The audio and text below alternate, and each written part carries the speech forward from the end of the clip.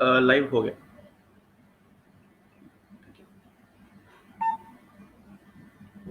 नमस्कार, मैं professor Nirmala S Maurya.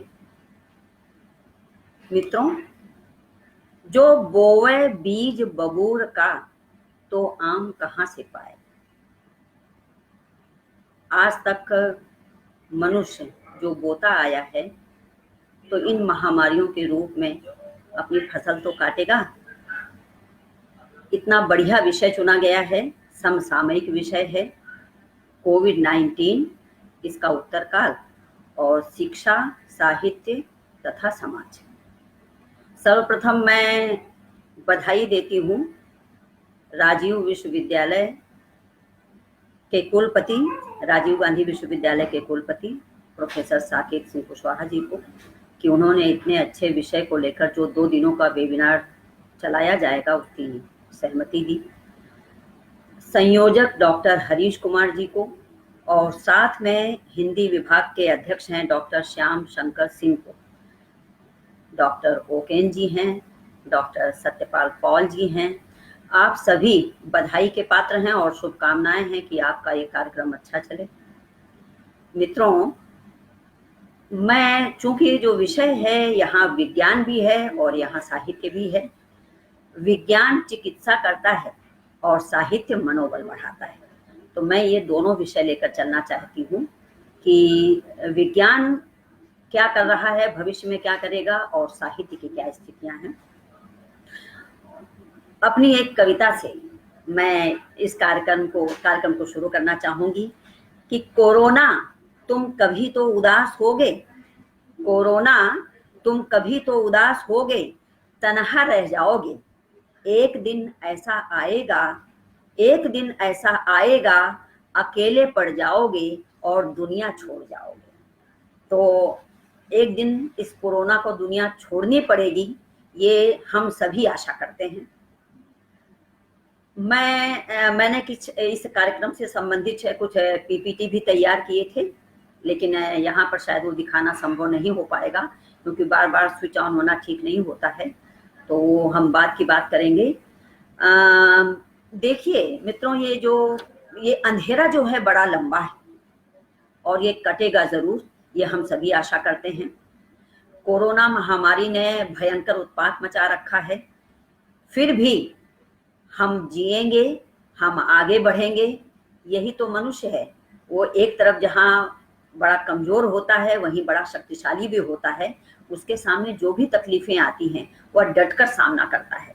तो हम डटेंगे तभी तो लड़ेंगे, हम डटेंगे तभी तो लड़ेंगे, जिएंगे। आगे का भविष्य किसने देखा है, तो हम आगे का भविष्य भी देखेंगे।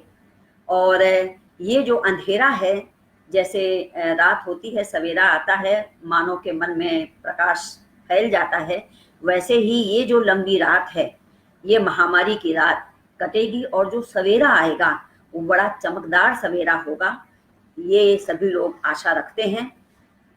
मैं ये चर्चा करना चाहूंगी कि कोविड-19 का जो उत्तर काल होगा उसका प्रभाव शिक्षा पर, साहित्य पर और समाज पर कैसा पड़ेगा। लेकिन ये तो दूरगामी प्रभाव हैं, लेकिन इन प्रभावों की चर्चा करने से पहले मैं ये चाहूंगी कि मैं ये कुछ बातें यहाँ स्पष्ट करूं कि कोरोना वायरस से जो महामारी फैल रही है, वास्तव में ये क्यों फैली, इसके कारण क्या हैं। मतलब 2 तरह से इसकी चर्चा करूंगी मैं, और इसका निवारण कैसे होगा। तो निवारण से पहले ये है कि हम जो समस्याएं उत्पन्न हो गई हैं, उनके कारण खोजें। जब कारण खोजे जाएंगे तब उसका समाधान होगा, और समाधान जब होंगे तभी निवारण की स्थिति आएगी। तो समाधान और निवारण 2 अलग चीजें हैं।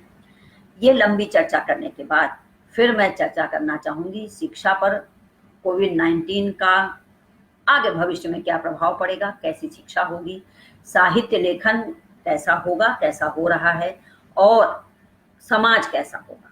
ये 3 बातें हैं। तो मित्रों, आप सभी जानते हैं कि ये जो कोरोना वायरस से महामारी फैली है, ये भारतवर्ष में या पूरी दुनिया में पहली बार तो नहीं हो रहा है। विश्व में अनेक महामारियां फैलती रही हैं समय समय पर। जो कोरोना वायरस की आज बात हो रही है, ये कोरोना वायरस कोई नया वायरस नहीं है। सबसे पहले इसका पता 1930 में चला था, कोरोना वायरस का पता। जैसे हम कहते हैं ना कि बारिश हो गई, तो बारिश तो ऐसे ही नहीं हो जाती है। जब जमीन का पानी भाप बनता है, घटाएं घिरती हैं, बादल बनते हैं, बारिश होती है, एक लंबी प्रक्रिया होती है। तो ऐसे ही हमारा जो ये वातावरण है, ये अपने इस परिवेश में क्या क्या समाहित किए हैं, ये समय आने पर हमें पता चलता है, लेकिन ये वहां है नहीं, ऐसा नहीं कहा जा सकता। तो 1930 में पहली बार कोरोना वायरस का पता चला। काफी लंबा समय हो गया मित्रों। और ये 7 प्रकार के हैं कोरोना वायरस। ये हमारे विद्यार्थियों के लिए काफी लाभप्रद सूचना रहेगी। ये जो 7 प्रकार के कोरोना वायरस हैं, इनमें से 4 प्रकार के जो कोरोना वायरस हैं, इनसे अलग अलग तरह की बीमारियां फैलती हैं, महामारियां भी हुई। इनके कुछ बीमारियों की दवा खोजी गई, वैक्सीन भी आए, और ये अभी भी हैं, ऐसा नहीं है कि ये समाप्त हो गए। जब मौका मिलता है तो ये जो वायरस हैं, जीवाणु हैं, ये अपना सिर उठाते हैं और फिर महामारियां, बीमारियां फैलाते हैं। इनमें से जो 7 प्रकारों में से जो 3 प्रकार के कोरोना वायरस हैं, ये काफी खतरनाक हैं, सार्स और मर्स जैसे काफी खतरनाक हैं। तो ये जो 3 प्रकार के कोरोना वायरस हैं, ये मनुष्य के फेफड़ों को प्रभावित करते हैं। आपने देखा है, हम लगातार समाचारों में देख रहे हैं कि बार बार ये कहा जाता है कि कोई भी मनुष्य अपने मुंह का स्पर्श ना करे, नाक का स्पर्श ना करे, नेत्रों का स्पर्श ना करे। इसका मतलब ये है कि ये जो कोरोना वायरस है, यह वायु से फैलने वाली बीमारी पैदा नहीं करता, या महामारी वायु से नहीं पैदा हुई है, बल्कि स्पर्श का ध्यान रखना, स्पर्श से पैदा हुई है, थूक से पैदा हुई है। जो बोलते समय मुख से छींटे आदि उड़ते हैं, इससे बार बार फिजिकल डिस्टेंसिंग की बात की जाती है, उससे ये बीमारी पैदा होती है। तो कहने का मतलब ये हुआ कि ये जो महामारी है, बड़ी ही भयावह महामारी है। और इसी संदर्भ में मुझे किसी की पंक्तियां याद आती हैं कि जितनी बची है, जैसी बची है, बचा लो ये दुनिया। तो ये दुनिया बचेगी, जरूर बचेगी, हम सबका प्रयास रहेगा। तो मित्रों, ये जो महामारी है, कोरोना महामारी जिसको आज हम कह रहे हैं, इसके पीछे बड़ा एक रुचिकर विषय है कि ये कोविड-19 का नाम कैसे आया। हम सभी जानते हैं कि चीन के वुहान शहर से ये बीमारी आई। मतलब एक तरह से हम कह सकते हैं जो स्रोत है बीमारी का, वो वुहान है, चीन है। तो ये तो एक कारण है आने का। लेकिन कोविड-19 नाम कैसे पड़ा, ये भी अपने आप में एक मनोरंजक विषय है। जब वुहान में ये बीमारी फैलने लगी, तो ये साधारण सर्दी और जुकाम के रूप में सामने आई। बुखार आदि हुआ, तो लोगों ने इसको बहुत गंभीर बीमारी के रूप में नहीं लिया। लेकिन जब इससे मृत्यु होने लग गई और इस बीमारी ने एक भयावह रूप दिखाना चालू किया, तब इसे विश्व स्वास्थ्य संगठन के सामने ले जाया गया। और 11 फरवरी 2020 में विश्व स्वास्थ्य संगठन ने इसे एक नाम दिया, कोविड-19, जो हमारा आज का विषय है, कोविड-19 का उत्तरकाल। तो कोविड-19 जो है नाम वहां से चला, और विश्व स्वास्थ्य संगठन ने इस महामारी की गंभीरता को समझा। और आप जानते हैं कि ये महामारी चीन से निकलकर पूरे विश्व में बड़ी तेजी से फैल गई। अमेरिका की स्थिति आप देख रहे हैं, बहुत ही भयानक स्थिति कहते हैं जो हम लोग देख रहे हैं, कि वहां इतनी मृत्यु हुई कि ट्रकों में लाद कर शव ले जाए गए। और कहते हैं ना कि मनुष्य को दफनाने के लिए 2 गज जमीन चाहिए, तो मनुष्यों को तो दफनाने के लिए 2 गज जमीन भी नसीब नहीं हो रही है। आज ये स्थिति है इस कोरोना महामारी के फैलने के कारण। ये जो कोरोना वायरस है, चूंकि शुरू में इसके लक्षण मनुष्य में नहीं पाए गए थे, तो इसको एक नाम दिया गया नोवेल कोरोना वायरस, अर्थात नया कोरोना वायरस। और ये सभी जानते हैं, आप विद्वान हैं सभी लोग, ये जानते हैं कि यह एक सार्स और मर्स की तरह जूनोटिक बीमारी है। जूनोटिक बीमारी का अर्थ होता है कि यह जानवरों से मनुष्यों में फैलने वाली बीमारी। तो सीधे सीधे कारण आप समझ रहे हैं कि जब तक मनुष्य मांस का भक्षण करता रहेगा, मांसाहारी रहेगा, तब कहीं न कहीं अनेक प्रकार के वायरस हमारे वातावरण में उपस्थित रहेंगे और विभिन्न प्रकार के जानवर जो इनके वाहक होते हैं, उनसे मनुष्यों में ये बीमारियां आती रहेंगी। ये जूनोटिक बीमारी है। और अपने विद्यार्थियों को, बच्चों को और जो मित्र हैं उनको एक छोटी सी जानकारी दे दूं कि इसका नाम कोरोना कैसे पड़ा।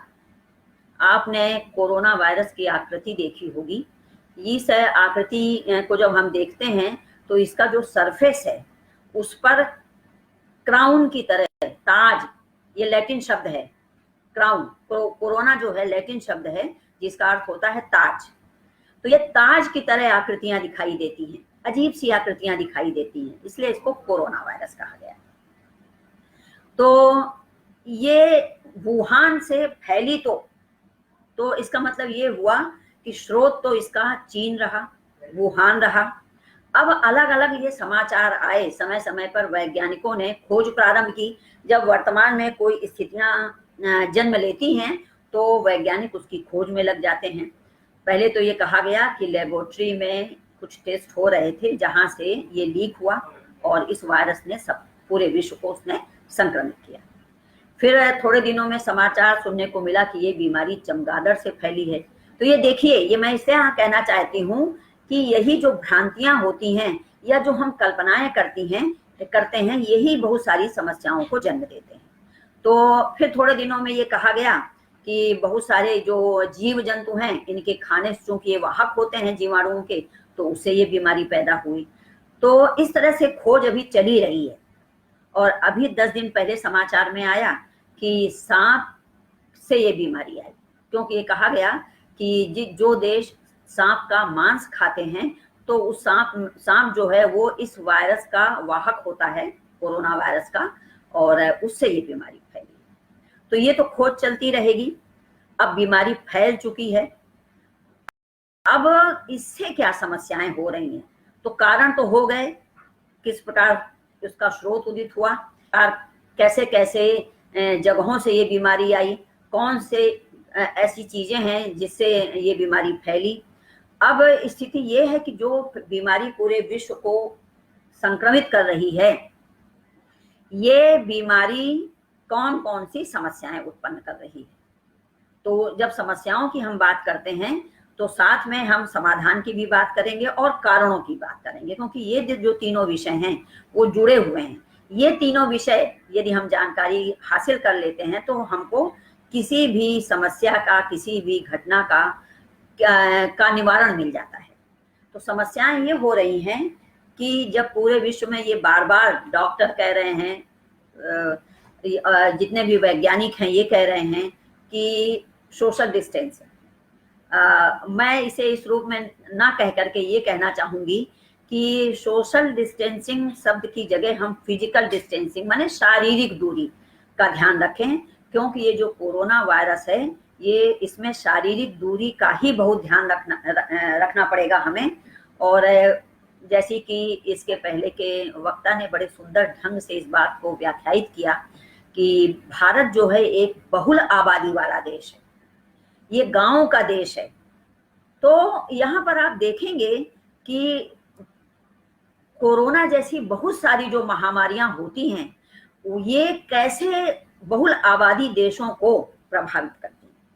तो भारत इससे अभी बचा हुआ है, हम सभी जानते हैं, देख भी रहे हैं। इसका कारण क्या है? इसका कारण ये है मित्रों, जो लॉकडाउन की स्थिति हुई और तुरंत निर्णय लेना, ये हम आगे इसकी चर्चा करेंगे कि जब कोई समस्या होती है, जब कोई कारण उपस्थित होता है तो समय पर कोई भी व्यक्ति, ये हमारे लिए भी है, आपके लिए भी है, जब हम तुरंत कोई निर्णय लेते हैं उस घटना से संबंधित, तो हमें अपना बचाव करने में सुविधा होती है। तो भारत में स्थिति ये रही कि देश के प्रधानमंत्री ने बहुत जल्दी इस महामारी की गंभीरता को समझा और उन्होंने 54 दिन का, एक साथ नहीं, अलग अलग उसमें आप देखिए समय लेते हुए उन्होंने लॉकडाउन की स्थितियां की।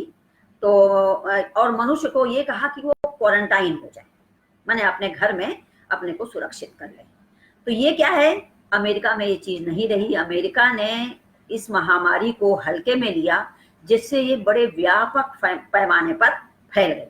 लेकिन दक्षिण कोरिया ने क्या किया, इस महामारी की गंभीरता को समझते हुए तुरंत निर्णय लिया। इसका मतलब हमको एक बात समझ में आती है कि किसी भी घटना जो हमारे सामने घटित हो रही है, यदि हमें समझ में आता है कि ये बहुत गंभीर है, तो उसका निर्णय हमें तुरंत लेना चाहिए, टालना नहीं चाहिए। दक्षिण कोरिया ने ये विशेषता दिखाई, और आप देखेंगे समाचारों में, आप देख रहे होंगे कि कितनी तेजी से जो वहां महामारी का जो ग्राफ है ऊपर चला गया था, उतनी ही तेजी से वो नीचे आ गया, क्योंकि उसने लॉकडाउन किया, उसने बहुत सारी समस्याओं को का समाधान करने की कोशिश की, उसने जो कारण थे बीमारी के उसको समझने की कोशिश की। भारत में भी वही स्थिति है। भारत में लोगों ने ये समझा कि ये बीमारी बहुत गंभीर है, और कहते हैं कि एहतियात बरतना जरूरी है, दवा लेने से, इलाज से एहतियात जरूरी है। तो जैसा हम सब जानते हैं कि कोरोना वायरस से जो ये महामारी फैली है, इसका वैक्सीन अभी नहीं बना है, कोई दवा नहीं आई है। भले ही अभी 4 दिन पहले न्यूज में आया है कि national institute of virology, national institute of virology, विषाणु संस्थान, राष्ट्रीय विषाणु संस्थान पुणे, वहां पर एक परीक्षण किट तैयार की गई है। ये भी मित्रों 4 दिन पहले खबर आई है। तो इससे ये आशा जगती है कि जल्दी ही शायद इसका वैक्सीन आ जाएगा, क्योंकि मनुष्य जो है आशावादी है। तो हम सब आशावादी रहें, और जब हम आशावादी रहेंगे तो ये जो समस्याएं आज उत्पन्न हो रही हैं, ये इन समस्याओं को हम अच्छी तरह से इनका सामना कर पाएंगे। एक बात जो बार बार कही जा रही है कि आप अपने को क्वारंटाइन करें, आप अपने को लॉकडाउन करें, आप घर में रहें। तो मित्रों, एक और बात यहाँ मैं कह दूं कि घर में लॉकडाउन हो जाना इस बीमारी या महामारी से बचाव नहीं। तो हम अंदर नहीं हैं, डिस्टेंसिंग की बात कर रहे हैं, इसलिए लॉकडाउन में है। वास्तव में लॉकडाउन करने का मतलब है, या क्वारंटाइन करने का मतलब है कि हम अपने को शारीरिक रूप से स्वस्थ रखें, अपने को सुरक्षित रखें। तो सुरक्षित कैसे रखेंगे? आप देखिए, भारत एक ऐसा देश है जहां मसालों का प्रयोग बहुत ज्यादा किया जाता है, जहां प्राचीन काल में योगा आदि को विशेष महत्व दिया जाता था। ऐसी बहुत सी भारतीय संस्कृति में बातें हैं जो आज लगता है इस महामारी के दौर में यदि हम उन्हें अपना लें तो हम ज्यादा सुरक्षित हो पाते हैं, और इस विकट परिस्थिति से हम सामना कर पाते हैं। तो मित्रों, और गृहिणियां भी होंगी, तो जब हम घर में रह रहे हैं तो अपने में स्वयं में हम रोग प्रतिरोधक क्षमता, जिसको कि इम्यूनिटी कहा जाता है, हम इम्यूनिटी पावर बढ़ाएं, हम रोग प्रतिरोधक क्षमता का विकास करें। और ये विकास कैसे होगा? ये विकास होगा जब हम अपने घर के मसालों का अलग अलग तरीके से प्रयोग करेंगे। हमारे यहाँ हल्दी है, धनिया है, बड़ी इलायची, छोटी इलायची, दालचीनी, काली मिर्च, लौंग, ऐसी बहुत सारी चीजें हैं, बहुत सारे मसाले हैं। तो मेरा ये निवेदन है आपसे, क्योंकि जब हम आज की बात करेंगे तभी भविष्य की बात कर पाएंगे। तो आपसे मेरा ये निवेदन है कि आप ये जो मैंने मसाले बताए हैं, सब जानते भी हैं, इसके पहले भी विद्वान ने चर्चा की, अलग अलग डाल करके पानी उबालें। और चूंकि अब गर्मी पड़ रही है तो ठंडा पानी पीने के बजाय इस पानी का सेवन करें। मनुष्य जो है वो एक जैसी स्थिति में नहीं रहता है, एक जैसा पानी भी नहीं पिएगा। तो ये मसाले जो हैं अलग अलग ढंग से उपयोग में लाएं, काढ़ा बनाएं, उसका सेवन करें, योगा करें, कर रहे हैं। आज देखिए ये जो पुरानी पद्धतियां हैं लौट रही हैं। अब लोग सवेरे उठकर योगा कर रहे हैं, एक्सरसाइज कर रहे हैं, ये चीजें बढ़ रही हैं। तो हम ये देखते हैं कि सुरक्षित करने का मतलब ये है कि घर में रहते हुए हम स्नेह और प्रेम से वो चीजें जो हम खो चुके थे, नाते रिश्ते, उसको हम बनाएं। और साथ में हम अपने जो मैंने कहा महामारी से लड़ने के लिए अपने में आत्मबल पैदा करें। अब कई बार क्या होता है, मेरे कई बार कहने और सुनने में भी ये आता है, लोग कहते हैं कि अरे हम घर में लॉकडाउन हो गए, बड़ी बड़ी बोरिंग जिंदगी है, जैसे कि समस्याएं हो रही हैं। जैसे अभी चर्चा हुई थी कि जब शराब के ठेके और दुकानें खोली गई तो लोगों ने भीड़ लगा ली। अब ये समस्या ही तो है, और इंटरव्यू भी उस समय लिए जा रहे थे। तो देखिए, ये बड़े आश्चर्य की बात है कि जिनके पास खाने के लिए पैसे नहीं हैं, वो भी शराब की दुकानों में खड़े हैं, ठेकों पर खड़े हैं, लाइन लगा रहे हैं। तो क्या ये शराब हमारे जीवन से ज़्यादा इम्पोर्टेंट हो गई है, ज़्यादा महत्वपूर्ण हो गई है? और उसमें भी लोग मीडिया के सामने आकर ये कह रहे हैं कि हो सकता है कि लॉकडाउन आगे बढ़ जाए और फिर से शराब के ठेके और दुकानें बंद हो जाएं, तो हमें शराब कहाँ से मिलेगी? मित्रों, ये बड़ी ही दयनीय स्थिति है, ये नहीं होना चाहिए, और ये कई समस्याओं को जन्म देती है। मित्रों, इससे भी बड़ी और हास्यास्पद स्थिति देखिए, मीडिया में ऐसे लोग भी कहते आपको दिखाई देंगे कि जब हम अपने ये जो महामारी है, ये संक्रमण की स्थिति पैदा कर रही है, तो हम साबुन से बार बार हाथ धोते हैं और सैनिटाइजर का प्रयोग कर रहे हैं, और सैनिटाइजर में अल्कोहल होता है। तो कई लोग यह कहते भी मीडिया पर पाए गए हैं, उसमें जो हमने देखा समाचारों में, कि चूंकि उसमें अल्कोहल होता है, तो यदि हम शराब का सेवन करेंगे तो वो जो अल्कोहल है उससे कोरोना वायरस मर जाएगा और हमें यह बीमारी नहीं होगी। तो ये और समस्याओं को बढ़ाती हैं ये स्थितियां। तो ये स्थितियां ऐसी ना हो। कृपया, यदि हम समाधान सच में चाहते हैं तो हमको उन कारणों में जाना पड़ेगा कि क्या हमको ईश्वर ने इतना दिमाग भी नहीं दिया है कि हम इस महामारी की गंभीरता को समझें और वो चीजें जो हमें सुरक्षित करें उनको अपनाएं, और जो हमें असुरक्षित करते हैं उनसे हम दूर रहें। तो ये होगा। और मैं अब यहाँ एक छोटी सी कविता आपके समक्ष प्रस्तुत करना चाहूंगी। अपनी है, मेरी अपनी कविता है। कि एक पंक्ति है, जिंदा रहेंगे तभी तो भविष्य सुरक्षित कर पाएंगे, अन्यथा आगे की कौन जानता है। तो कविता मैं बाद में लूंगी, एक लाइन की कविता है। मित्रों, कभी कभी जीवन में खामोशी भी चाहिए। मित्रों, कभी कभी जीवन में खामोशी भी चाहिए, हर वक्त का शोर अच्छा नहीं होता। लेकिन क्या हमें ऐसी खामोशी चाहिए जिसके पीछे मृत्यु छिपी हो? नहीं, हमने कभी भी ऐसी खामोशी की कल्पना नहीं की, और ऐसी खामोशी होनी भी नहीं चाहिए। तो ये समाधान इसका यही है। आज हम देख रहे हैं कि जो प्रवासी मजदूर हैं, जो मजदूरों की समस्या है बड़े पैमाने पर, ये ट्रेन जो अब चलाई गई है, 15 ट्रेनें चली हैं, और बड़ा एहतियात बरता जा रहा है कि किस प्रकार वो प्रवासी मजदूरों को ये ट्रेनें लेकर अपने स्थान तक जाएं, अपने गांव तक जाएं। ये तो बहुत अच्छी बात है कि हमारे यहाँ जो मजदूर वर्ग है और जो गांव हैं, वहां तक ये महामारी नहीं फैली है। मित्रों, आप ये अंदाजा लगाइए, ये कल्पना करिए, आपके रोंगटे खड़े हो जाएंगे। यदि गांव में ये महामारी चली गई होती, अभी कहीं कहीं गई है लेकिन उतना नहीं, तो यदि चली गई होती तो वहां तो चिकित्सा के कोई साधन नहीं है, दवाइयां नहीं मिलती हैं, तब वहां क्या स्थिति होती। मजदूरों तक यदि ये चला गया होता, ये महामारी चली गई होती, ये संक्रमण चला गया होता, तब क्या स्थिति होती। तो ये बड़ी स्थिति भयावह है, इससे हमें बचना है। तो सभी लोग अपनी अपनी जगह पहुंचे, अपनी अपनी जगह सुरक्षित रहें, और डट कर कोरोना वायरस ने जो ये महामारी फैलाई है उसका मुकाबला करें। तो ये तो हुई वर्तमान स्थितियों की बात, कि वर्तमान में कोरोना वायरस ने ये जो महामारी फैलाई है, ये जो जूनोटिक बीमारी फैलाई है, ये इन समस्याओं से हम कैसे निकलें, कैसे इसका समाधान खोजें। मित्रों, समाधान हमारे हाथ में होता है। हमको कोई दूसरा समाधान नहीं सुझाएगा कि हम कहें कि आप ऐसा कर लो या आप ये सुरक्षा ले लो तो आप उसको लोगे।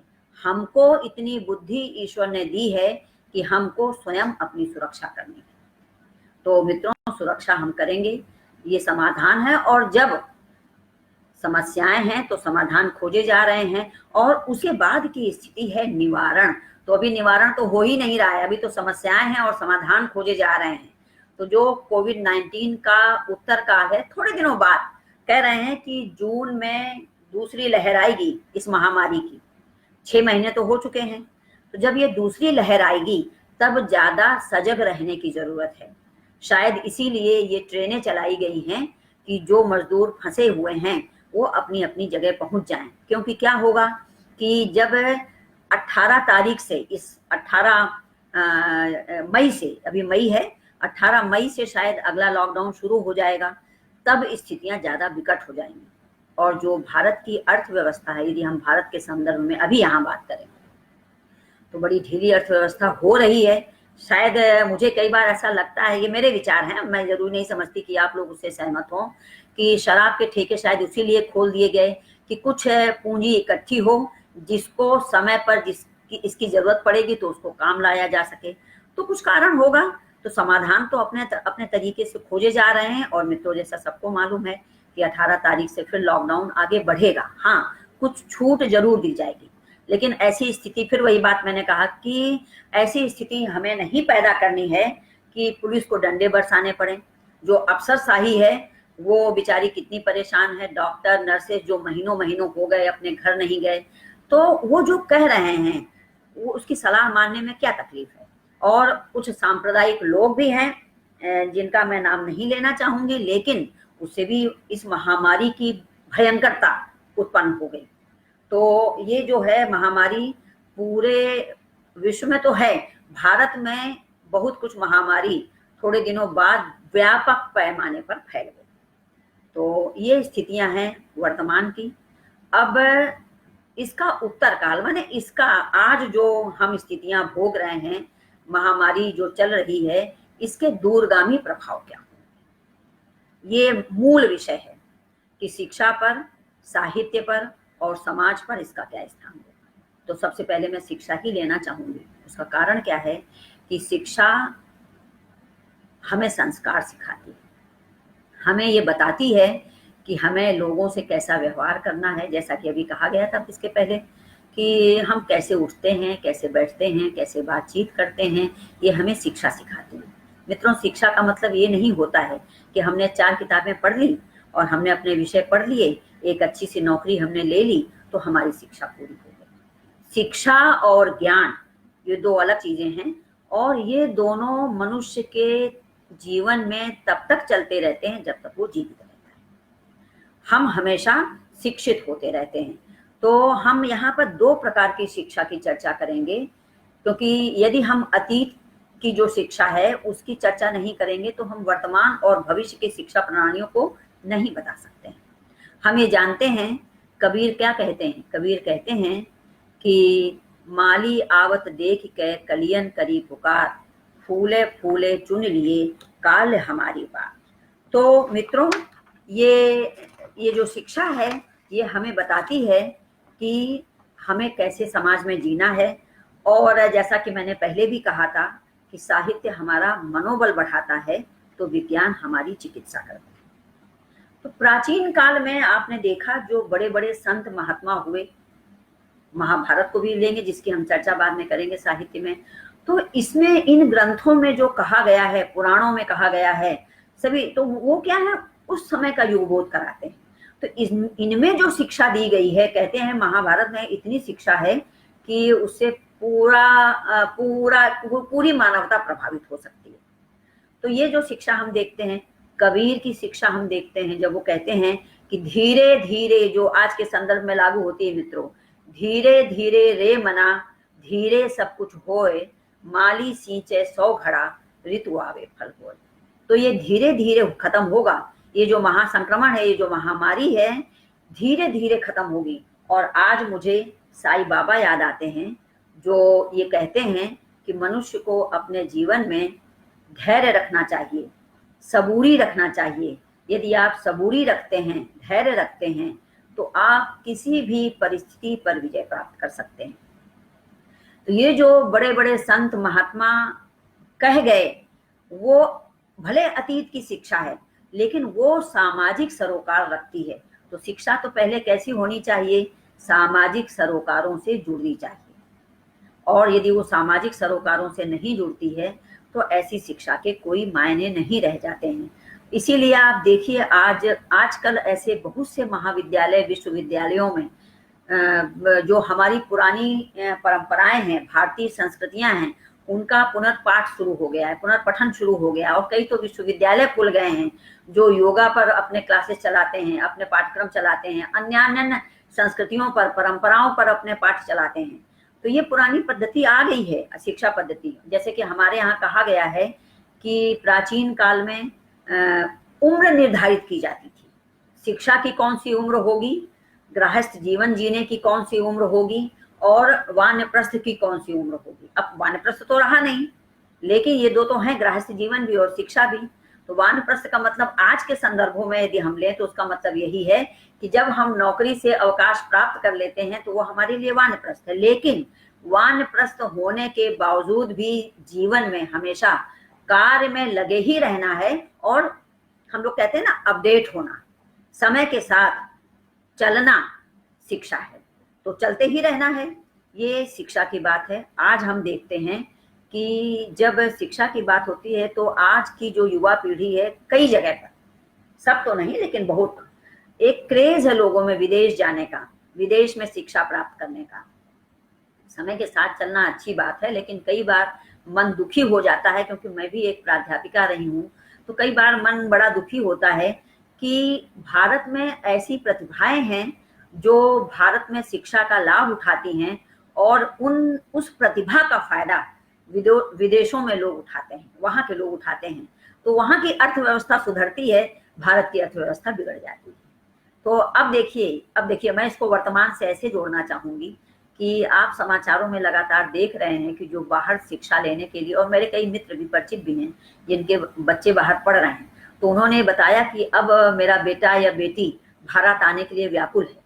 वो कह रही है कि हम आ जाएंगे, यहीं आ जाएंगे। तो इसका मतलब क्या हुआ कि भारत अन्य देशों के मुकाबले में उन्हें ज्यादा सुरक्षित लग रहा है, क्योंकि एक है विकसित देश और एक है विकासशील देश। तो क्या कारण है कि विकासशील देश अब विद्यार्थियों को ज्यादा रास आ रहा है। ऐसे ही नौकरियों की बात है, अब बहुत नौकरियां समाप्त हो रही हैं। इस महामारी ने पूरे मनुष्य की जिंदगी को बदहाल कर दिया है।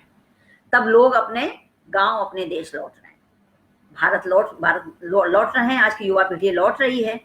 तो ये स्थिति में मैं कहना चाहती हूँ कि जो आज स्थितियां पैदा हो रही हैं, हो सकता है उससे लोग कुछ सीखें, और आगे चलकर शायद उन्हें ऐसा लगे कि भारत में भी ऐसा बहुत कुछ है, जैसा कि हम लोग जानते हैं कि यहीं रहते हुए, अपनी प्रतिभा का उपयोग करते हुए हम एक आत्मसम्मान की जिंदगी जी सकते हैं। मित्रों, आज आप देखिए, वर्तमान शिक्षा प्रणाली की जब हम बात कर रहे हैं तो हम पढ़ाई कर रहे हैं, हम ये देख रहे थे कि दिसंबर से लेकर के मार्च अप्रैल तक के महीने ये परीक्षाओं का दौर का समय है। परीक्षाएं होने वाली थी 10th की, 12th की, लेकिन इस कोरोना महामारी ने सब कुछ चौपट कर दिया। एक तरह से विद्यार्थियों को बड़े भ्रम की स्थिति में डाल दिया। अब सरकार ने बहुत अच्छा निर्णय लिया कि प्रमोट करने की बात कही, लेकिन कुछ कुछ परीक्षाएं भी चलाई जाएंगी। तो विद्यार्थियों को हताश होने की जरूरत नहीं है, निराश होने की जरूरत नहीं है। यहाँ पर इस वेबिनार में बहुत से विद्यार्थी होंगे, शोधार्थी होंगे, उन्हें भी निराश होने की जरूरत नहीं है, क्योंकि चाहे वो विद्यालय हो, चाहे महाविद्यालय हो, चाहे विश्वविद्यालय हो, वो अपने अपने तरीके से ये प्रयत्न कर रहे हैं कि किसी भी विद्यार्थी का साल नुकसान ना हो, और ये सरकार भी लगातार प्रयत्न कर रही है। और ये इसी का कारण ये है कि ऑनलाइन शिक्षा चल रही थी, सामग्री भी बनाई जा रही थी, डिस्टेंस एजुकेशन में सामग्री बनाई जाती है, भेजी जाती है, लेकिन अब सामग्री का निर्माण बड़े पैमाने पर हो रहा है और ईमानदारी से हो रहा है। कई जगह बेईमानी होती है, उसकी चर्चा हम क्यों करें, क्योंकि किसी भी घटना के हमेशा दो पक्ष होते हैं। हम नेगेटिविटी की ओर क्यों जाएं, हम नकारात्मकता की ओर क्यों जाएं, हम सकारात्मक क्यों न रहें। मैं बहुत आशावादी हूं, और मैं ये चाहती हूं कि आप भी आशावादी रहें। जब हम आशावादी रहते हैं तो हम और अच्छी क्रिएटिविटी कर सकते हैं। तो मैं तो इसे इस रूप में लूंगी कि आज आप देखिए कि जो ऑनलाइन शिक्षा शुरू हो गई है पहले से ही, लेकिन अब उसमें बढ़ोतरी हो रही, और चूंकि एक ये तकनीकी विषय है, नया नया इंट्रोड्यूस हो रहा है, लोग नए नए रूप में आ रहे हैं, और प्राध्यापक ये कोशिश कर रहे हैं, विद्यालयों के प्राध्यापक कोशिश कर रहे हैं कि वो अपने विद्यार्थियों को घर पर बैठकर ही कुछ पढ़ा पाएं। तो मैं तो ऐसे जो प्रयत्न किए जा रहे हैं उसकी दाद दूंगी। कमियां तो सब में होती हैं, लेकिन सुधार होगा, धीरे धीरे इसमें होगा। और सबसे बड़ी अच्छी है कि ऑनलाइन में आगे चलकर क्या होगा कि भारत जैसे देश की जब मैं बात करूं तो देखिए, गांव में अब तक बहुत से गांव ऐसे हैं, एकदम इंटीरियर चले जाइए, अंदर चले जाइए, वहां शिक्षा नहीं पहुंची है। तो ये जो मोबाइल आ गए हैं, ये जो लैपटॉप आ गए हैं, ये जो शिक्षा की नई पद्धति आ गई है, इससे इसका बहुत दूरगामी प्रभाव पड़ेगा। ये ऑनलाइन शिक्षा जो है वो सबके लिए सुलभ होगी और बहुत सी प्रतिभाएं निकल कर सामने आएंगी। आप हम देख रहे हैं, अब लॉकडाउन की स्थिति में हम घर में रहते हैं तो बहुत सारे वीडियो, बहुत सारे यूट्यूब पर चीजें देख रहे हैं कि बड़े दूर गांव में रहने वाले भी बच्चे, छोटे छोटे बच्चे भी इस महामारी से निपटने के लिए बड़ी छोटी छोटी चीजें बनाई। उसमें एक था कि एक ने एक बोतल में पानी भरकर बना दिया है, नीचे एक डंडा जैसा कुछ लटकाया हुआ है, उसको पांव से दबाने पर साबुन से वो हाथ धो सकते हैं। तो देखिए, ये जो छोटी छोटी चीजें प्रयोग की जाती हैं, यही आगे चलकर जब विकसित होती हैं तब बहुत बड़ा वैज्ञानिक वो व्यक्ति बनता है। तो शुरुआत तो धीरे से ही होती है। जैसे हमारे प्रधानमंत्री ने कहा है कि जो आज लोकल है कल वो ग्लोबल होगा। तो ये जो ऑनलाइन शिक्षा है, इसको सुधारने की जिम्मेदारी जो बड़े बड़े पदों पर बैठे हुए कुलपति, शिक्षा शास्त्री, हम और आप जैसे लोग हैं, हमें ही इसे सुधारना है, इसका विकास करना है, इसे आगे ले जाना है। यदि हम अपने कर्तव्य से पीछे हट जाएंगे तो हम दूसरों से ये आशा कैसे कर सकते हैं। तो ये ऑनलाइन शिक्षा विकसित होगी, दूरगामी इसका विकास बहुत अच्छा होगा, शिक्षा सस्ती होगी। सबसे बड़ी बात, आजकल पढ़ाई में बहुत खर्च आता है, तो ये जो शिक्षा पद्धति अभी विकसित हो रही है, ये हम पर एक पूरे मानवता को प्रभावित कर रही है। सस्ती हो जाएगी, दूर तक पहुंचेगी और धीरे धीरे आप देखिए कि शिक्षा के क्षेत्र में जो हमारी पुरानी शिक्षा पद्धतियां थी वो लौटेंगी, पक्का लौटेंगी, इसमें कोई दो राय नहीं है। ये तो है शिक्षा की स्थिति। अब यदि हम इसको समाज से जोड़ें तो समाज के पहले मैं साहित्य ले लूं, थोड़ा सा इसके बारे में बात करूं, फिर समाज के बारे में बात करूंगी। तो देखिए, साहित्य क्या है। आज महामारी फैली है, कहते हैं मनुष्य का जीवन क्षण भंगुर है। पानी केरा बुदबुदा असमानस की जात, देखत ही छिप जाएगा ज्यों तारा पर भात। जब हम ऐसी बीमारियों, महामारियों से हमारा सामना होता है तो ऐसी चीजें दिमाग में जरूर आती हैं। और मैंने भी एक कविता लिखी है, बहुत छोटी सी कविता है, कोरोना के संदर्भ में है, मृत्यु के संदर्भ में है। पता नहीं कब पीछे से दबे पांव आ जाती है मौत। आज हम अच्छे बैठे हैं, आपने समाचारों में देखा होगा कि व्यक्ति आज अच्छा है, कल उसकी मृत्यु के समाचार आ रहे हैं। तो ये एक जीवन दर्शन है, एक मृत्यु का दर्शन है कि पता नहीं कब पीछे से दबे पांव आ जाती है मौत, आगोश में लेने के लिए। हम सोचते हैं कि हम अच्छे हैं, हम सोचते हैं कि हम अच्छे हैं, सुखी हैं, एक झटका देती है जिंदगी, हमें याद दिला देती है हमारी औकात, हमारी औकात। तो ये जो जिंदगी है, ये समय समय हमें हमारी औकात जरूर याद दिलाती है। और ये जिंदगी नहीं, ये जो प्रकृति है जिसका विनाश मनुष्य, जो मैंने शुरू में एक कविता कही कि बोवे बीज बबूर का तो आम कहां से खाए, उसने प्रकृति का इतना विनाश किया है, तो फिर क्या होगा? प्रकृति क्या बदला नहीं लेगी? तो जो ऐसे वायरस वातावरण में हैं, जब हम परिस्थिति का अध्ययन करते हैं तो हम ये देखते हैं कि जो पुरानी परिस्थितियां हैं, उन परिस्थितियों को लेकर ही हम आज की बात करते हैं।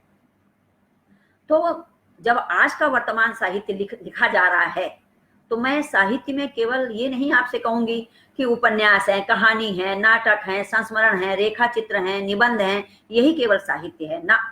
मेरा तो ये मानना है कि साहित्य शब्द का अर्थ बड़ा उदात्त है, व्यापक है। इसमें बहुत सी कलाएं भी साहित्य में आ जाती, जैसे भारत में 64 कलाओं का जिक्र किया गया है और उन 64 कलाओं में 6 मूर्ति कला है, संगीत कला है, नृत्य कला है, स्थापत्य कला है। वैसे ही साहित्य भी एक कला है। तो मित्रों, साहित्य खाली ये जो कविता कहानी है वो नहीं है। मूर्ति अपने आप में एक साहित्य है। जो पाक शास्त्र है वो भी अपने आप में एक साहित्य है। जैसे मैंने शुरू में चर्चा की कि हम अपने को सुरक्षित कैसे करें, कैसे गृहिणियां या जो घर में रहने वाले लोग हैं उस शास्त्र का लाभ उठाएं। तो ये जो साहित्य है, मूर्ति, संगीत, चित्र बनाए जा रहे हो कोरोना को लेकर के। जैसे बहुत 2000 कुछ साल पहले सुनामी आई थी, सभी को मालूम है। उस पर बहुत सारे चित्र आए थे, बहुत सी कहानियां आई थी, उपन्यास आए, कविताएं आई। तो ऐसे ही जो महामारी है ये लोगों को प्रेरित कर रही है कहानियां लिखने, चित्र बनाने के लिए। जैसे क्लासिकल संगीत है तो आज रैप आ रहा है। कोरोना वायरस पर मैंने सुना टीवी में, जो बॉम्बे में रहने वाले लोग हैं वो रैप कर रहे हैं आज की युवा पीढ़ी। तो कोरोना वायरस पर साहित्य बड़ा विपुल लिखा जाएगा। और जैसा मैंने पहले कहा कि आज जो वर्तमान स्थितियां हैं इनको बताने के लिए हमें पुरानी परिस्थितियों को जरूर लेना पड़ेगा। जैसे हम बार बार इस संदर्भ में गोस्वामी तुलसीदास को याद करते हैं, जो लोकनायक हैं। और उनको लोकनायक इसीलिए कहा गया था कि उन्होंने अतीत का सहारा लेकर वर्तमान के धरातल पर भविष्य की ओर संकेत किया। जो आज कोरोना महामारी का ये विषय लिया गया है, कोविड-19, वो इसी की ओर संकेत करता है। यदि आज हम कुछ यहाँ बैठकर बोल रहे हैं तो हमारे सामने वो अतीत होना चाहिए, तब हम वर्तमान के साथ न्याय करेंगे और तब हम ये बता पाएंगे कि इसका दूरगामी प्रभाव क्या होगा। तो आप देखिए कि ये जो महामारी की चर्चा है या बीमारियों की चर्चा है या वायरस की चर्चा है, ये आज की चर्चा नहीं है। महाभारत में बहुत सारा वर्णन ऐसा हुआ है। आप रामचरितमानस में देखिए, अकाल है, दुकाल है, महामारी है, इसका बहुत ही विस्तार में चित्रण किया गया है। कबीर जो हैं, जब उनकी हम साखियां पढ़ते हैं, उनके योग हम देखते हैं, तो भले हमें बहुत ज्यादा कल्पना ना आए, लेकिन ये तो आता ही है कि जरूर कुछ बीमारियां, क्योंकि हमेशा फैलती है। वातावरण तो, परिवेश तो वही है, वातावरण तो वही है। तो लोग योगा करके अपने को कैसे सुरक्षित रखते होंगे, कबीरदास की साखियां इसकी ओर इशारा करती हैं। और हम आगे आते हैं तो हम आधुनिक काल यदि ले लेते हैं तो हम 1918 कभी नहीं भूलेंगे, भूलना भी नहीं चाहिए, जब इन्फ्लुएंजा, स्पेनिश, जिसको कि हम दूसरी भाषा में स्पेनिश फ्लू कहते हैं, ये फ्लू 1918 में फैला था। लगभग 100 वर्ष से ज्यादा ही हो गए। निराला, महाप्राण निराला के बारे में आप सभी जानते हैं। उनकी पत्नी मनोहरा देवी की इसमें मृत्यु हो गई थी और परिवार के बहुत सारे लोग काल कलवित हुए थे। तो उस पर उन्होंने बहुत सारी कविताएं लिखी निराला जी ने, और उनके संस्मरण भी हैं। कुल्ली भाट, मैं नाम लेना चाहूंगी विशेष करके, उनका संस्मरण है जिसमें उन्होंने इस महामारी का, इन्फ्लुएंजा का चित्रण किया है। और आप देखिए, आगे आइए, प्रेमचंद की कहानी ईदगाह है। ईदगाह में देखिए हैजे का वर्णन है। और हम आगे आते हैं तो ऐसे बहुत से रचनाकार आपको मिलेंगे।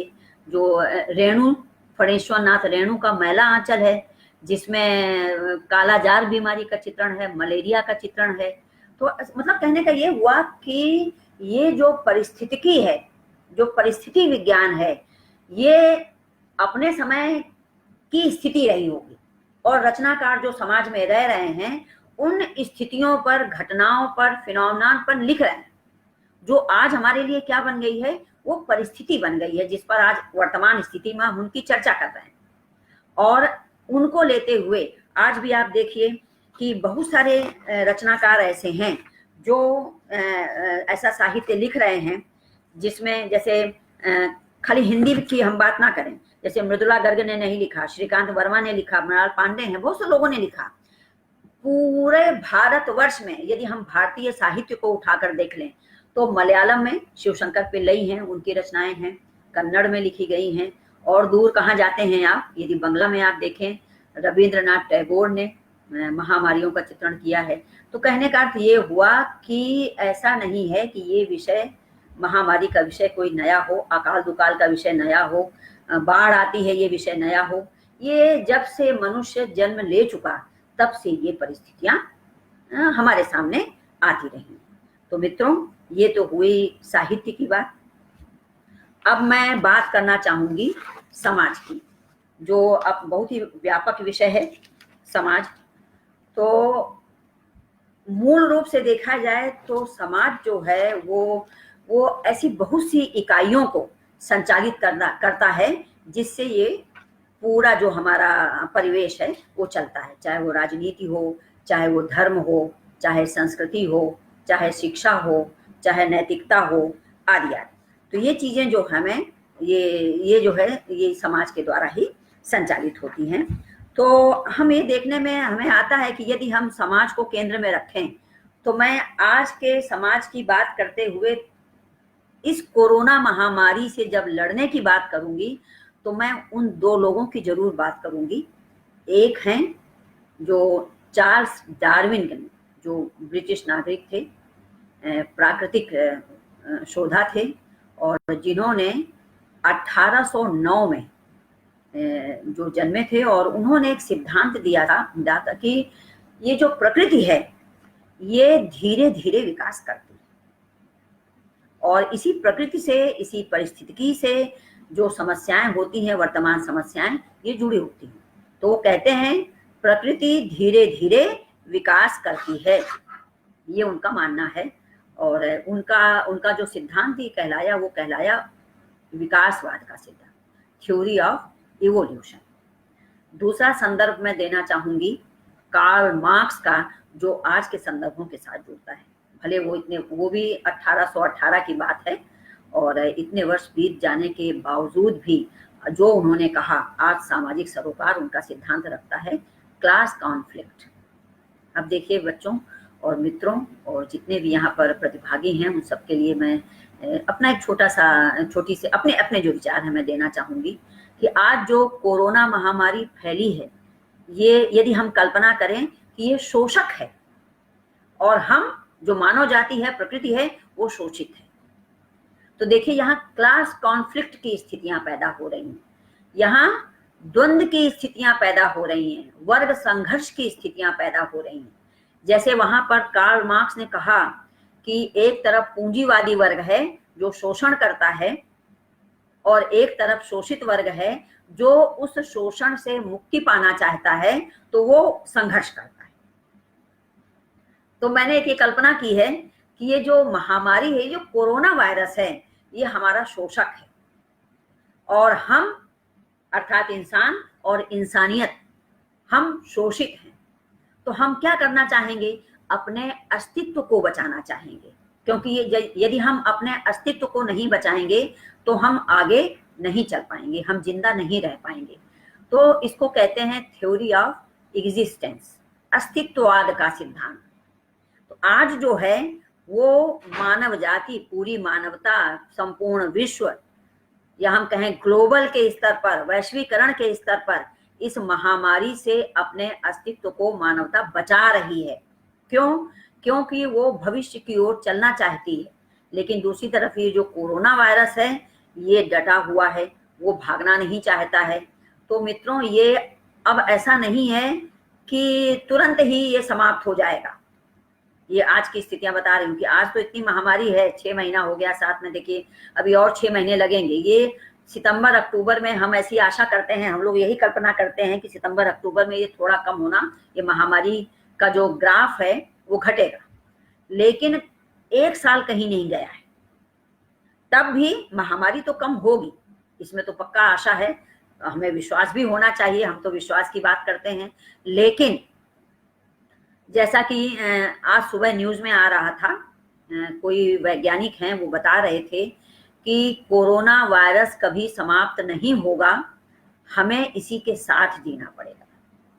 तो कोरोना वायरस के साथ जीना कौन सी बड़ी बात है, क्योंकि इसके पहले सार्स है, मर्स है, इबोला है, बहुत सारे ऐसे वायरस हैं जो वातावरण में हैं, हम उनके साथ जी रहे हैं, एहतियात बरत रहे हैं, आगे चल रहे हैं।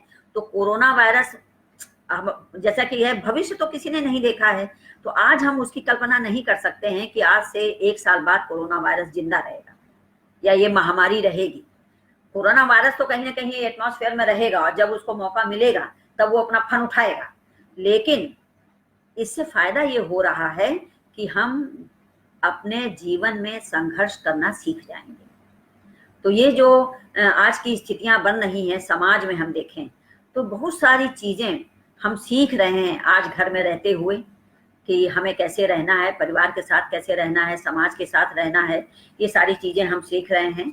और साथ में मैं ये भी कहना चाहूँगी, थोड़ा सा और बताना चाहूँगी कि जब हम समाज की बात करते हैं तो हम ऐसे कौन सी चीज़ें हैं जो आज हमें प्रभावित कर रही हैं और भविष्य में भी हमें ये घटनाएं प्रभावित करेंगी। तो मैंने जैसे पहले भी बताया था कि मैंने फाइल बनाई थी, 10 पृष्ठ तैयार किए थे और मेरा बड़ा मन था कि मैं अपने विद्यार्थियों को इसको दिखा सकूं, लेकिन ये संभव नहीं हो पाया।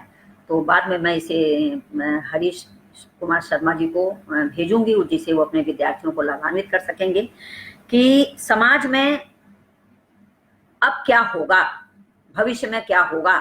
जैसे साहित्य की मैंने बात की है, जैसे मैंने शिक्षा की बात की है कि कैसे उसमें बदलाव आएंगे, उसके दूरगामी परिणाम आज की स्थिति को देखते हुए क्या।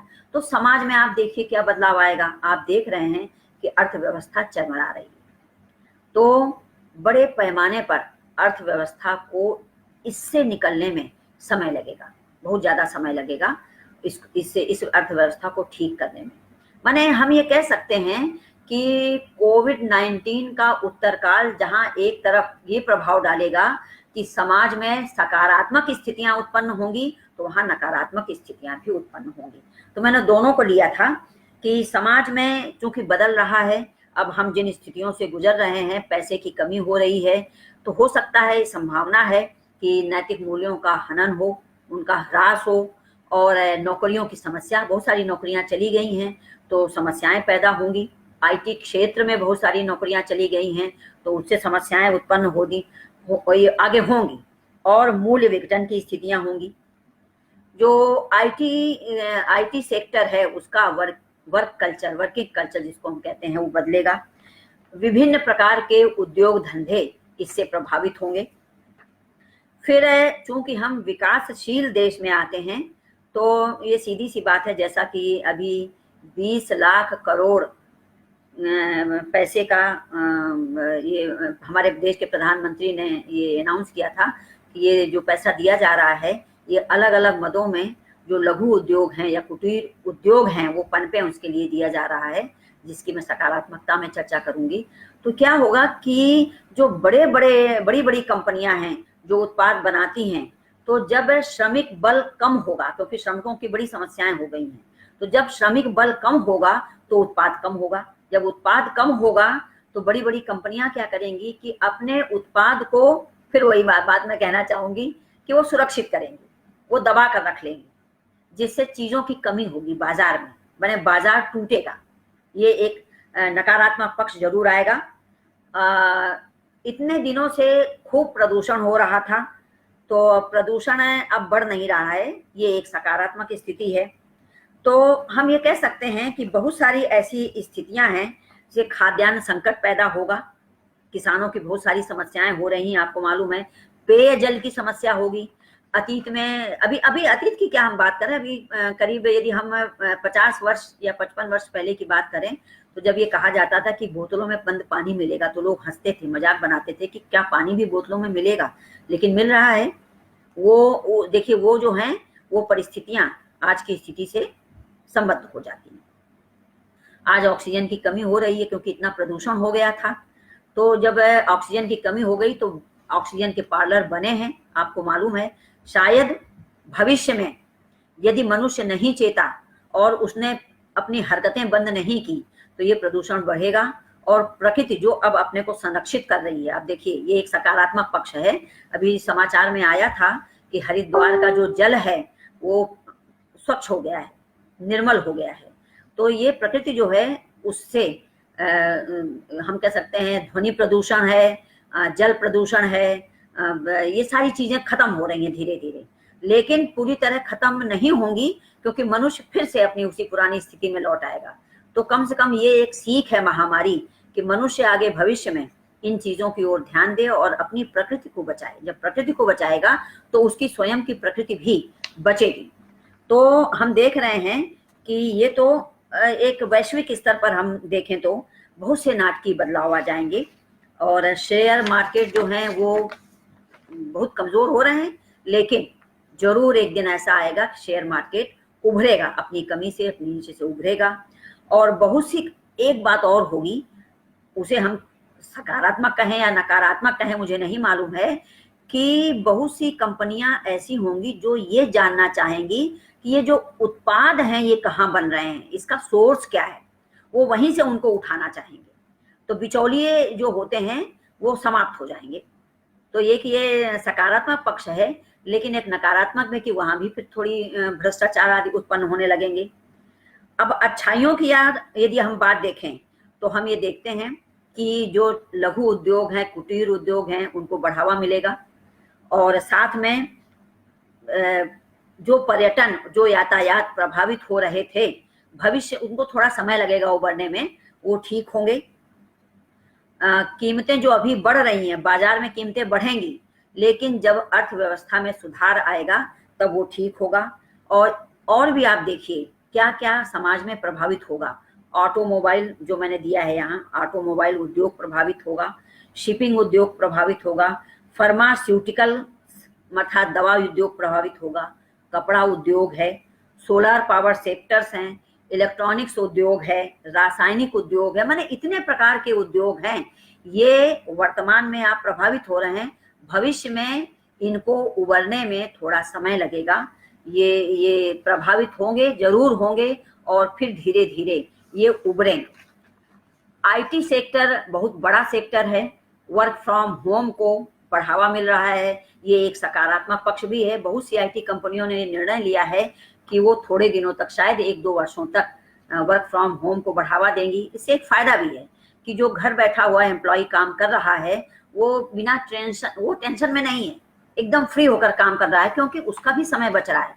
जो ऑफिस जाने में 3-4 घंटे उसके बर्बाद होते हैं, जो फ्रस्ट्रेट होता है, कुंठित होता है, वो समय उसका बचेगा तो और अच्छी ईमानदारी से वो काम कर पा रहा है। कंपनियों का भी फायदा है, जो यातायात में उसके पैसे खर्च होते हैं, जो बिजली आदि का पैसा, पानी का पैसा, अन्य चीजों का पैसा खर्च होता है, वो उसका बचेगा। तो आईटी सेक्टर में इस कल्चर को अब बढ़ावा मिल रहा है। छोटे बड़े बहुत सारे सेक्टर हैं, जो कुछ सेक्टर डूब भी जाएंगे, कुछ सेक्टर ऊपर की ओर आएंगे। एक प्राध्यापकों के लिए खास बात भी है कि अब धीरे धीरे ये देखने में आ रहा है कि जब इंटरव्यू होते हैं, साक्षात्कार होते हैं, तो उन प्राध्यापकों को ज्यादा महत्व दिया जाता है जो थोड़ी तकनीकी पकड़ रखते हैं। तो इसका मतलब क्या हुआ कि शिक्षा की स्थितियां बदल रही हैं, बदलेगी, तो तकनीक को ज्यादा महत्व दिया जा रहा है। तो शिक्षा के क्षेत्र में भी जो नौकरियां आ रही हैं, ऐसे शिक्षकों को आगे आने का मौका मिलेगा, जो जिसको हम कहते हैं मल्टीफेस, एक बहु व्यक्तित्व जिसका विकसित होगा, बहुत सारी चीजें जो जानेगा। और आज की जो युवा पीढ़ी आ रही है उनके लिए ये काम कठिन नहीं है। हम लोगों का समय गुजर गया, हम लोग भी सीख रहे हैं, ऐसा नहीं है, हम लोगों ने भी कंप्यूटर चलाना सीखा, टाइपिंग सीखी। तो आज की जो युवा पीढ़ी है वो तो और मास्टर है, और आगे आएगी। तो ये, और दूसरा ये है कि भारत भले ही विकासशील देश हो, लेकिन यहाँ आत्मनिर्भरता के अवसर बढ़ेंगे। और जैसा कि प्रधानमंत्री जी ने कहा था कि आज जो लोकल है कल ग्लोबल होगा। सीधी बात है कि जो छोटे छोटे उत्पाद आज तैयार हो रहे हैं छोटे छोटे स्तर पर, वो कल जाकर विश्व में अपना स्थान बनाएंगे। तो ये स्थितियां हैं, जरूर हैं, उत्पन्न हो रही हैं। और इसके साथ ही मैं अब अपने अंत की ओर आ रही हूँ, क्योंकि बोलने के लिए तो बहुत कुछ है, हम बहुत सारी चीजों को बोल सकते हैं, लेकिन इतना ना करते हुए बस मैं सकारात्मक पक्ष में 1-2 चीजें बोलना चाहूंगी कि आपाधापी में जो रिश्ते छूट गए थे, जो टूट गए थे, इस महामारी के कारण जुड़ रहे हैं। मित्रों, हम सभी जानते हैं कि अब मनुष्य इतना दौड़ रहा है, इतना फ्रस्ट्रेट हो गया है कि उसके पास ना परिवार के लिए समय है, ना रिश्तों के लिए समय है, ना समाज के लिए समय है। तो ये सारी, जब हम एक घर में लॉकडाउन है तो बहुत सारी साथ में बैठ करके मनोरंजन कर रहे हैं, टीवी देख रहे हैं, गेम्स खेल रहे हैं, और साथ में जो मुझे बहुत पसंद है कि एक ही साथ बैठकर परिवार के लोग सुबह की चाय पिएं, शाम की चाय पिएं। मित्रों, इसमें बहुत आनंद है। इस आनंद को आप जब अनुभव करेंगे तभी आप इसको समझ पाएंगे। तो ये स्थितियां इस महामारी के कारण आ रही हैं, तो हम ये सीखेंगे, मनुष्य ये सीखेगा कि ये जो छोटे छोटे आनंद हैं वो कैसे हमें मिले। कहते हैं, मैं अपने विद्यार्थियों को बार बार कहती हूँ कि खुशियां कहीं से प्राप्त नहीं होती हैं, कि हम ये खुशी मुझे मिलेगी तो हम खुश होंगे ना। खुशियां हमारे चारों ओर बिखरी हुई हैं, बस हमें उनको अनुभव करना है। तो मित्रों, ये जो समय है ये खुशियों को अनुभव करने का समय है। और जैसे मैंने पहले कहा कि बहुत लोग कह रहे हैं कि घर में बंद हो गए हैं, तो मैं एक बड़ी पंक्ति कह रही हूँ जो मेरी अपनी पंक्ति है और मुझे बहुत अच्छी लगी। मैंने कह दिया, उसके बाद मुझे बहुत अच्छी लगी कि ये समय स्वयं का स्वयं से वार्तालाप करने का समय है। मित्रों, अपने अंतर्मन में झांकने का समय है, स्वयं से स्वयं का वार्तालाप करने का समय है। आप स्वयं से बातें कीजिए। जब आप स्वयं से बातें करेंगे तो बहुत सारी कलाएं जो आपके अंतर्मन में निहित थी वो विकसित होंगी, बाहर आएंगी तो उसके दूरगामी परिणाम भी होंगे। दूसरा सकारात्मक पक्ष कि हम साफ सफाई सीख रहे हैं, हम स्वच्छता सीख रहे हैं। ये महामारी हमें स्वच्छता सिखा रही है, ये बता रही है कि हमें हाथ कैसे धोना है, किस प्रकार धोना है। उस हाथ धोने की संस्कृति भी हमें इस महामारी से सीखने को मिली है। और तीसरा है कि जैसे मैंने पहले बताया कि प्रकृति अपने को संरक्षित कर रही है, विभिन्न प्रकार के प्रदूषण दूर हो गए हैं, अब शोर नहीं सुनाई देता है, एकदम हम शांत हैं, वातावरण शुद्ध है, जल बढ़िया हो गया है और आदमी ईमानदार हो गया है, काम ईमानदारी से कर रहा है। तो एक तरह से ये बहुत सारी चीजें हैं वर्तमान में जो कोरोना महामारी के एक सकारात्मक पक्ष को हमारी ओर दे रही हैं। ये सब कहते हुए मैं आपको एक बात और कहते हुए अपना एक छोटा सा संदेश दूंगी कि ई कॉमर्स बहुत बढ़ रहा है, इसका दूरगामी प्रभाव बहुत अच्छा होगा। हम बड़े बड़े शहरों में बैठे हुए लोग हैं, कई बार हम बाहर नहीं निकल पाते हैं, तो ये जो ई कंपनियां हैं ये हमें बहुत सारी सुविधाएं उपलब्ध करवा रही हैं। हमें जो चाहिए होता है हमारे रोजमर्रा के जीवन के लिए जरूरी खाना पीना जो भी है, खाना है, अन्न है, सब्जियां हैं, वो हम बड़ी जल्दी बड़े आराम से घर मंगा सकते हैं। इससे भी यदि हम घर मंगाते हैं इन सामग्रियों को तो उससे भी एक हमारी समस्या समाप्त होती है कि हमें बाहर जाने की बहुत जरूरत नहीं है, भीड़ लगाने की जरूरत नहीं पड़ेगी। हम घर बैठे इस महामारी से खुद बचेंगे और दूसरों को बचाएंगे।